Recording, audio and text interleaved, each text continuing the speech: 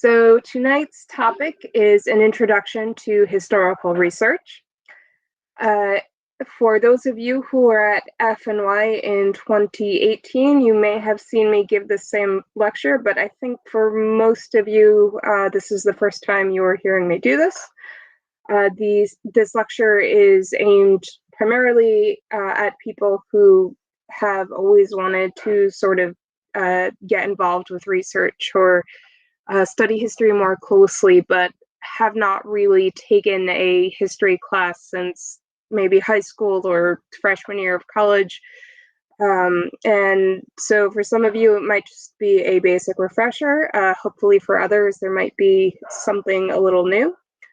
I know most of you, but for those that who don't know me, in terms of my own credentials, I graduated with a BA in history from Syracuse University. And I did about a year of graduate level work at Fordham before leaving to pursue other options. That is a long story I will regale you all with some other time. And so that's sort of a bit of my background and where I'm coming from in terms of how I was trained. And I'll talk a little bit more about this, but one of the things when you're looking at sources and you're evaluating historians, one of the things that you always want to consider is how a historian was trained.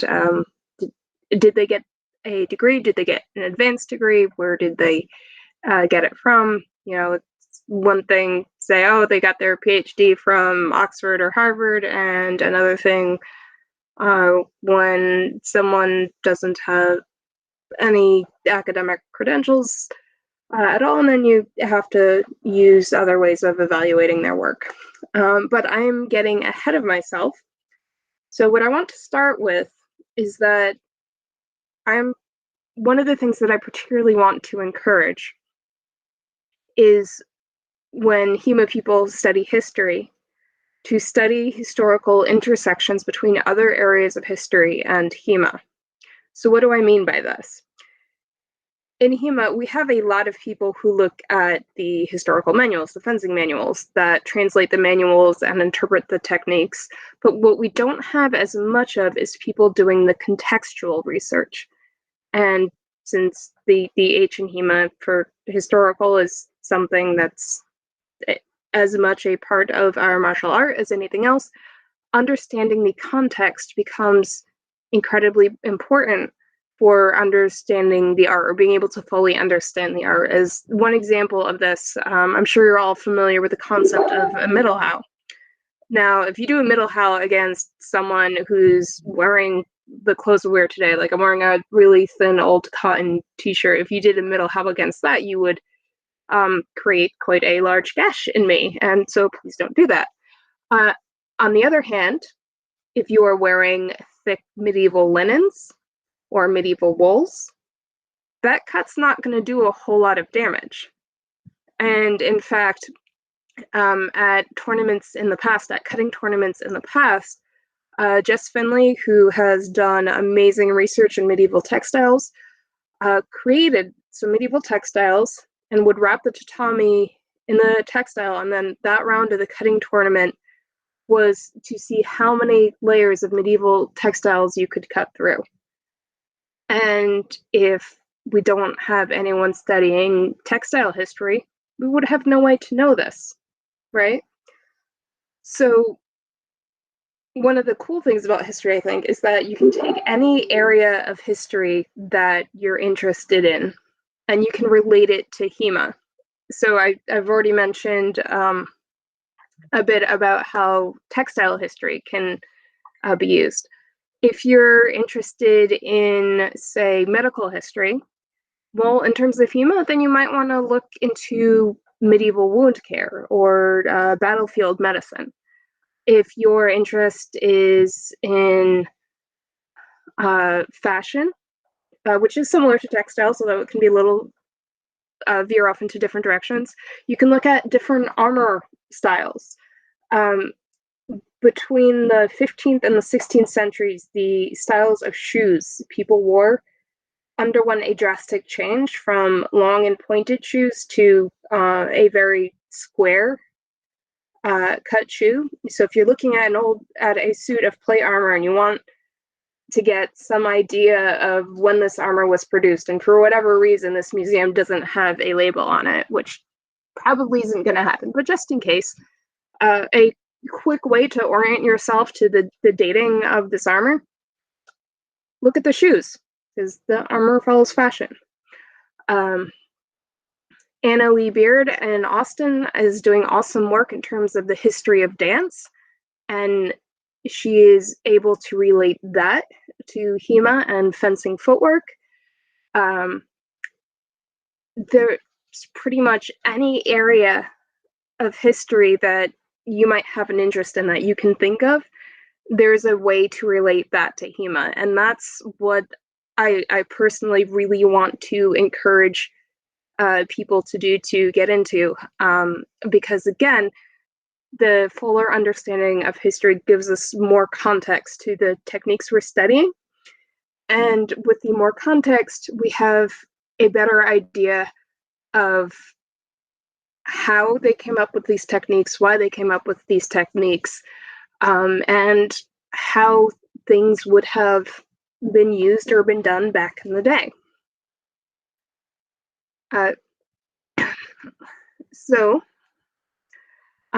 For myself, one of the things that I'm particularly looking at is I like to look at the intersection of Jewish medieval life and how that interplays with HEMA. Some of you saw my previous lecture on Jewish medieval life. If you're interested, it's recorded, it's on the Gemac page. And in fact, you could even, as one of my other interests is in fashion history, you could even intersect Jewish history, fashion history, where there were laws saying what Jews could or could not wear, and HEMA. For example, can sum it up as the question: why is one of the wrestlers in the Glasgow Effect book wearing a badge that looks like the Jews' badge the Jews of Germany were forced to wear starting in the early 1400s? But there I'm starting to get a little too specific for this lecture, so backtrack a little bit. So say you're saying, okay, getting involved in research sounds cool, and I definitely want to start doing this, but how do I choose a topic to research? Where do I start? And a lot of people will already know exactly what they want to research, but not everyone knows, and sometimes it can take a while to figure out where you want to start. So the general rule of thumb is that the more specific the topic, the more experienced the researcher. So if you're just starting out, it's probably a good idea to start with a broad interest. Maybe it's art, maybe it's medicine, it could be philosophy, science, women, minorities. There are lots and lots of choices. And then gradually narrow your focus as certain things pick your interest. For example, perhaps you start researching medieval medicine and you find yourself fascinated by trepanning. If you don't know what that is, don't Google it if you've just eaten your dinner. And eventually you decide to focus on the care of medieval traumatic head wounds. I started just by looking at medieval Jewish life, but have gradually started to narrow to the German areas or the areas where the School of Lichtenauer would have had some presence. Some things you might want to consider when researching a topic is whether or not you know anyone who is researching related topics, people that you might be able to ask for tips, for sources, advice, and so on, and what your ultimate goals are. And if you don't have any ultimate goals, that's totally okay. If you just want to research something for the sake of researching it and learning about it, that is totally fine. And you will also want to consider your own language skills, and I'll have more on that in a bit. But the next part, and what I'm going to spend probably the bulk of the lecture discussing, are sources. Now, you guys probably remember from your history classes in school, primary sources and secondary sources. But just as a refresher, I'm a Law and Order junkie and have probably seen every episode of Law and Order and SVU, for good or ill, but it leads me to making the comparison that if you took a historical event, say the French Revolution, and you wanted to put that event on trial, a primary source you can call as a witness. A primary source is either directly from the period or the event in question, or was written by someone who was a witness. And not all primary sources are written. I'll show you one example right here. Artwork can be a primary source. So this is a portrait of Jane Seymour, and it may or may not be coming across well on the camera, in which case I apologize. But it's a portrait of Jane Seymour by Hans Holbein, if you want to Google it and pull it up on Google. And the thing about this portrait, and the portrait was painted 1537, and Jane Seymour died in 1537, so painted from life. The interesting thing about the portrait, that if you're not familiar with the clothing of the period you might miss, is that down the side of the bodice are rows of pins. The front part of the bodice here is a flap that would, or a placard as I called it, that covered the laces that closed the front of the gown. And this is something that, because textiles don't tend to survive, this is something that fashion historians can learn from the primary source of the artwork. Another example of a primary source that's not written down would be the, say, battlefield excavations. I believe it's Visby, I might be wrong, but I think it's Visby, where the natural bogs, I think it was, preserved the remains of people who fought and died there. And when they dug them up, what they noticed were a lot of leg wounds, or cuts to the backs of the legs and the backs of the knees, which tells us that A, the back of the knee and the back of the leg is a legitimate and an effective target, because if you can't, move, you're kind of a sitting duck. And it also tells us that those were where the armor gaps were, or the parts of the body that would not have been protected by the shields. And a lot of Viking Age stuff is mostly speculative, but for the people who do study that era of combat, one of the things they look at are the remains from these battles. So primary sources can be written. They don't have to be, but they are, of the event in question, of the time in question, a direct witness. A secondary source is not a direct witness. A secondary source is often an analysis or chronology that is based on primary sources. Secondary sources are what you will often see at the bookstore. They're super easy to find, and they run the gamut from being academic in nature, from things like dissertations and academic publications, to what we call pop history, or the kind of books like say this one that you can find at your local Barnes and Noble. Antonio Fraser is actually a very good historian, so pop history doesn't mean bad history, but it does mean that it's written for a general audience as opposed to an academic audience. So we're going to dive a little deeper into this. So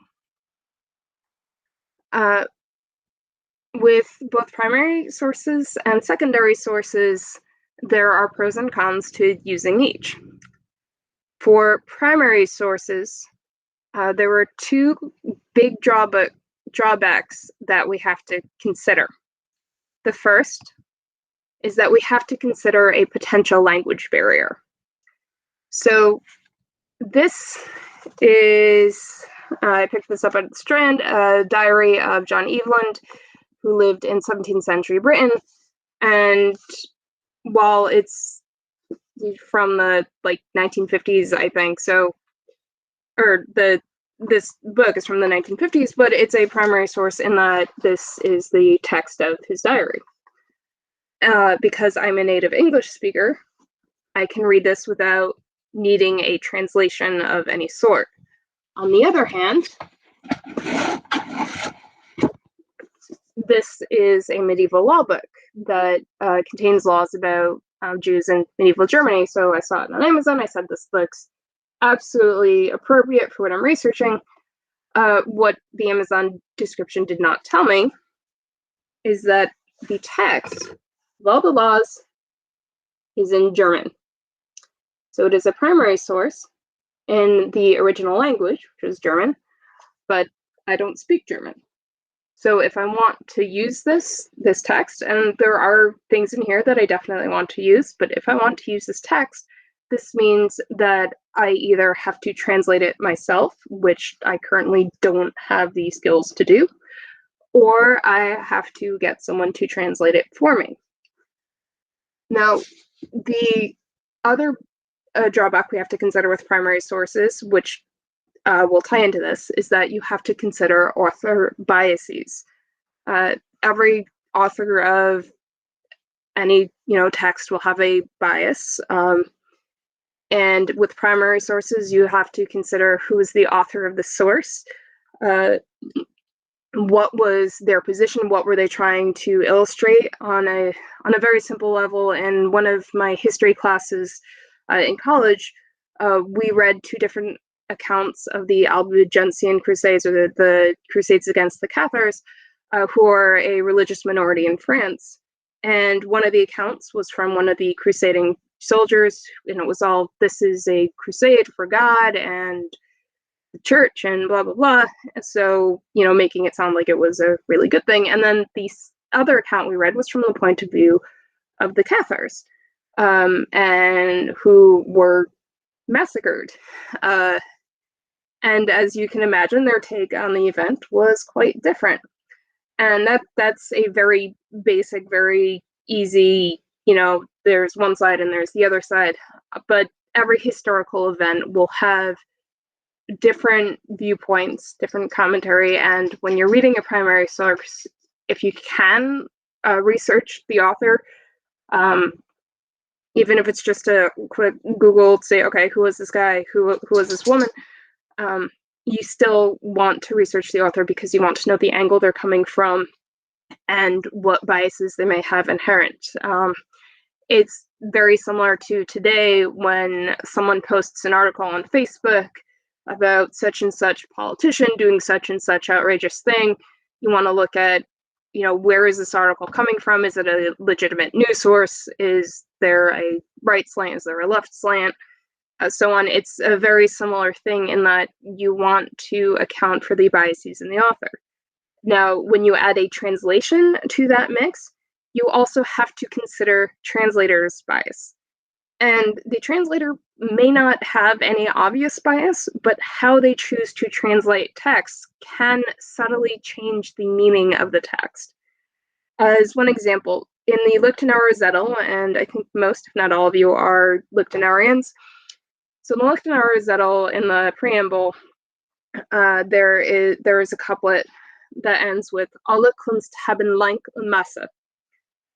Masse is normally translated to mean measure. So all art has length and measure, and that gives us one image of fencing and to remember distance and timing and things of that sort. But Masse in 16th century German can also be translated to mean moderation. So saying all art has length and measure and all art has length and moderation, those sound like very similar things, but they're not exactly the same, and how you translate that will will alter the meaning you get out of that. And I will give a hat tip to Jess Swinley again for being the one that introduced me to the translation. She has a 15th or 16th century German hunting vocabulary dictionary that's really cool, and there's a lot of interplay with the terms we see in HEMA and the terms that they used in their hunting culture. So that was kind of cool.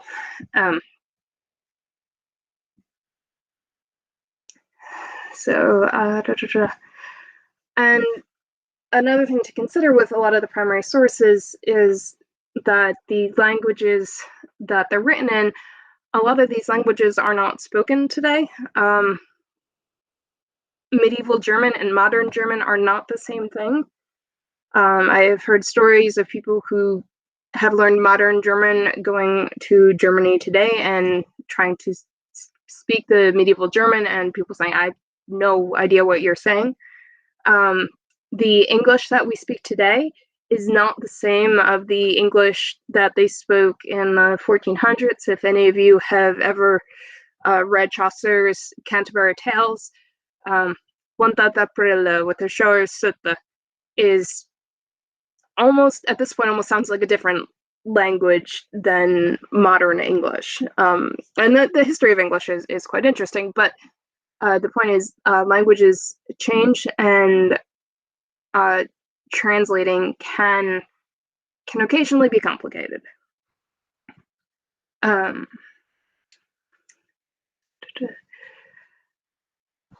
When possible, if there are multiple translations available, try and consider or try and look at the multiple translations. In terms of HEMA texts, if you go to Wichtenauer and you're looking at, say, the Zettel or the text of Danzig or a number of the others, there are often multiple translations available, and you can look at all of them and you can analyze, okay, what do these translations have in common, where do they differ, and so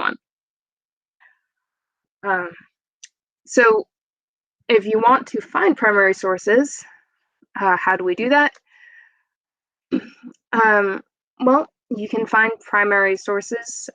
I have found a lot of my primary sources through looking at bibliographies, and also through starting with what I like to call source books, this being one example. And yes, I have a pile of books here to be like, hey, yeah. Source books are often texts that are meant for college students at an introductory level. So this is a source book for English history from my survey course on English history.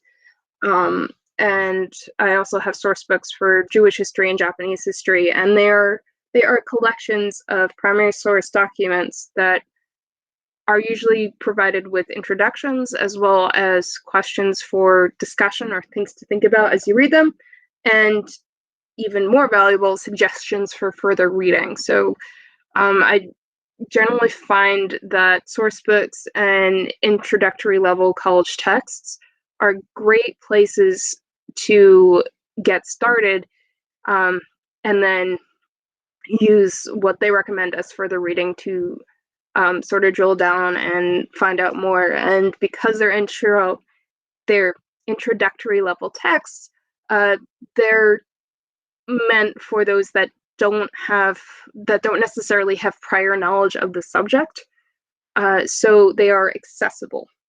I've got a number of books on like English history and Jewish history that can only be read once you have some sort of background in the subject. But then there are lots of other books and whatnot, primary, secondary, that are meant for people who might not have any background in the subject and they need somewhere to start. Whatever you're learning, whatever you're studying, you always have to start from somewhere, right? So I think that, so moving on from primary sources to secondary sources, With secondary sources, you still have to consider biases as well. You have to consider the author biases. Is the author trying to promote a specific narrative? And it's sometimes in secondary sources, it can be a little harder to spot than in primary sources. A lot of the medieval primary sources are like super blatant in what their biases are. But when you're looking at a secondary source, consider, is this author playing up something for dramatic effect?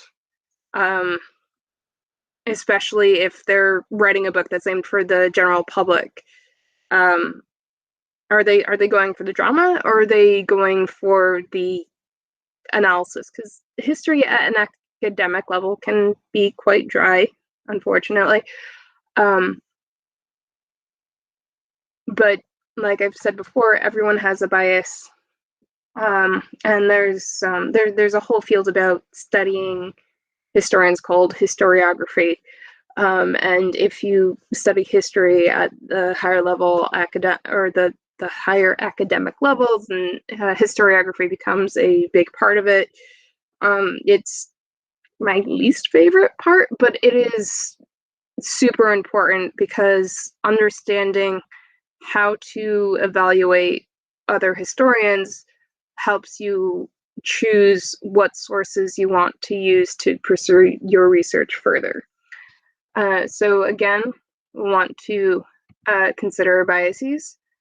You want to consider who a secondary source author, who or what they're citing in their text. First of all, as you research a specific subject, you'll notice that certain authors and certain books will come up again and again. Pretty much any book you read that is going to talk about medieval European martial arts,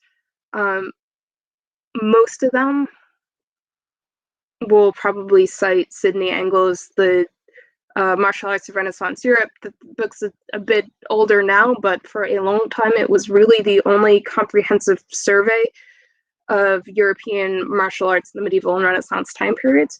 So, you'll see that cited a lot. And in other areas of history, there are authors that you might expect to see again and again. You also want to consider the breadth of their citations. So in an academic text, like this is an academic text, Palgrave Macmillan is an academic publisher, and earlier in the pandemic, they did this giant sale with like 80% off everything, and academic titles are usually pretty pricey, so a bunch of us went and just splurged. But academic texts generally have large portions of notes and bibliography of citations. And this is one of those things that when I was doing the graduate level work, one of the things that was drilled into us, every single statement you make that's not common knowledge, you have to cite. You have to provide a citation for. And not only that, but you have to drill down the citations until you get to the primary source. So if you're directly looking at taking your information from a primary source, that's fairly easy. But if you're taking your information from a secondary source, then the citation is X historian citing Y historian citing Z historian citing a primary source. Like, it could get a few levels deep sometimes. Ultimately, primary sources are incredibly valuable, as that's the closest we can get to actually being at the event or being in the time period that we're discussing, at least until someone invents time travel. But for most of us, especially when we're starting out, we're going to be starting with secondary sources and getting our information, our outlines or basic informations from them, and then drilling down into more specific, more narrow secondary sources, and hopefully ultimately the primary sources. Um, I am a big fan, I mentioned this before, I'm a big fan of looking through or mining bibliographies to find more sources.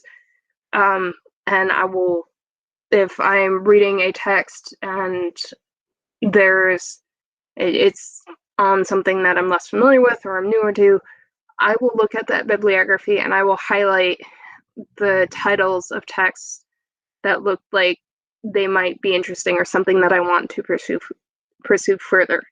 And with Amazon and online resources and interlibrary loan and all that, it's considerably easier to access sources now than it has been in the past. And besides books, there's also, of course, articles. So there are scholarly journals. For HEMA, the big one is Acta Dilatorum. There are also university library databases also usually have things. JSTOR, JSTOR, tends to be the big database for historical articles. And I believe at one point, JSTOR was making everything free because of the pandemic. I don't know if that's still the case. If it's not still the case, if you can, find a friend with or someone with access to a university library. Otherwise, private subscriptions, I believe, can be a little pricey. And I would also recommend that the HEMA community is small, it's tight-knit, and it's largely approachable. If there's something you want to research, and you know that such and such person in the community has done research on this topic, shoot them a message. Most people are friendly and will love to say hi. If you're nervous about approaching someone, heck, shoot me a message, and if I can help, I will. I like being able to introduce people with common interests. And I would have never had the idea to research medieval Jewish life as it relates to HEMA if it wasn't for conversations I've had with other people in HEMA, for example. And when you have multiple people looking at the same thing, if you're working together, you can eventually learn really cool things. And because of the collaborative nature of HEMA, in the last 10 years, I've been doing HEMA for 6, almost 7 years now. But in the last 10 years, the amount of knowledge in the HEMA community has exploded just because there are, so many more people doing research, doing experimentation. And this brings me to the latter part, which is that once you've researched, you might want to present what you found. There is no obligation to do so. I want to encourage people to research just because they want to. But if you decide, oh, hey, I've learned this, this, and this, and I think this is really cool, and I want to share it with people, then presenting it is cool. There are ways to present that are more formal and more informal. So this is fairly informal.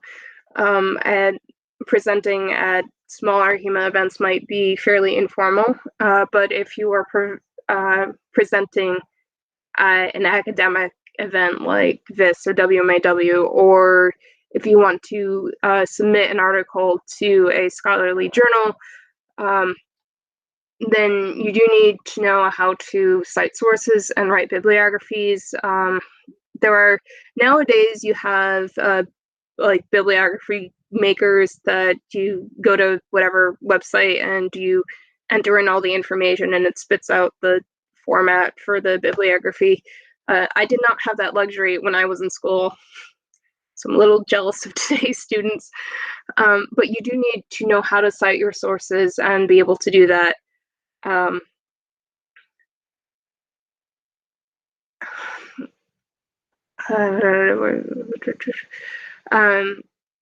There are today it is a lot easier to self-publish on a blog or a website, or to self-publish a book if you want to go that route.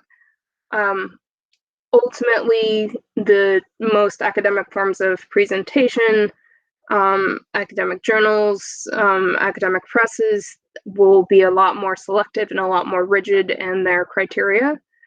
But I would start just with, if presenting is something you're interested in, I would start just with maybe giving a lecture to your local HEMA group or at an event, or maybe you say, oh, I'm really interested in looking at medieval wound care and I'm finding all this cool stuff and I want to share it, but I don't have it in me, or I don't have the spoons, or I don't have the time to like write a whole paper on it. You can always start a Facebook group or a Discord group or something, to share things that you found. And then again, you always want to cite your sources. And say, this, I read this and this is really cool because they said blah blah blah, or so on. But you can start there if you want and then build up. If you want to go straight into the academic writing, there's nothing stopping you from doing that. Although if you are new to academic history writing, I might recommend making sure that you do the appropriate research on formatting and citations and all of that. So I've kind of glossed over a lot here. There's one big thing that I actually meant to start with, and then I just didn't. And the most important thing when doing historical research is that a good historian consults sources and draws their conclusion from the sources, not the other way around. The thing that you do not do is you do not come up with a conclusion and then cherry pick your sources to support that conclusion, because as they say, you can make statistics tell you anything. If you cherry pick your source material, you can make your source material tell you whatever you want it to. The way to research history well is to draw your conclusions after consulting your sources. So if you remember nothing else from this lecture, I hope you at least remember that. And we've got about 15 minutes left, so I wanted to open it up to any discussion. I'm pretty sure there are things that I have completely missed covering. And so please feel free to raise your hand, ask questions, comments. Shanti. Hey, so this is reminding me a lot of, I've been listening to the podcast Fencing by a Book, and I don't know if you've been listening to it recently, but it's basically a bunch of people who research HEMA arguing about what we think are facts about HEMA. And Mm-hmm. it's very much like I recently learned the thwart strike is meant, the traditional use of the word thwart is actually just means to meet something at 90 degrees. So there's no evidence that this werecow is supposed to actually be a horizontal cut. And Michael Chittister specifically thinks it's not supposed to be one. He thinks it's supposed to be a cut that either meets your opponent's cut at 90 degrees or is 45 degrees or whatever you need it to be. And then they show the Sheilhau right afterwards. So it's almost like you could extrapolate badly that the Sheilhau is an example of the Zwerkow, and it's not actually supposed to be horizontal. But yeah, as I go off on this tirade, it's an amazing podcast, and it's four people arguing about this for the most part. It is amazing. I am very much aware of the podcast, although as a whole, I don't tend to listen to podcasts. Don't tell my husband that, please. Um, but yeah, they do cool stuff. Anyone else? Any comments, questions?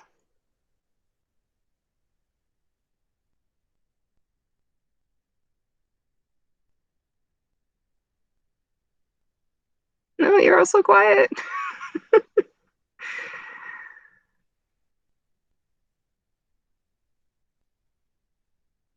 All right, well, I hope that you got something out of it, even if it was just a refresher. Uh, if there is something that you would like to research and you're not sure where to start, feel free to shoot me a message. If I know where you should start, I will let you know. If I do not know where you should start, I will try and find someone who does and link you up with them. And I mean, like, I love history. I love reading about it. I love learning about it. I want to share this love with everyone, and I want to make sure that the historical context is not a neglected part of our study.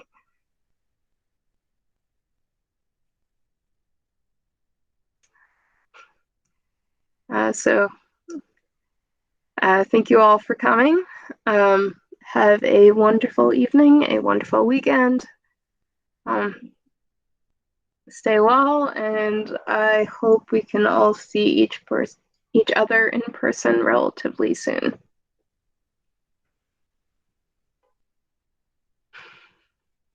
All right, and I am turning off the recording now.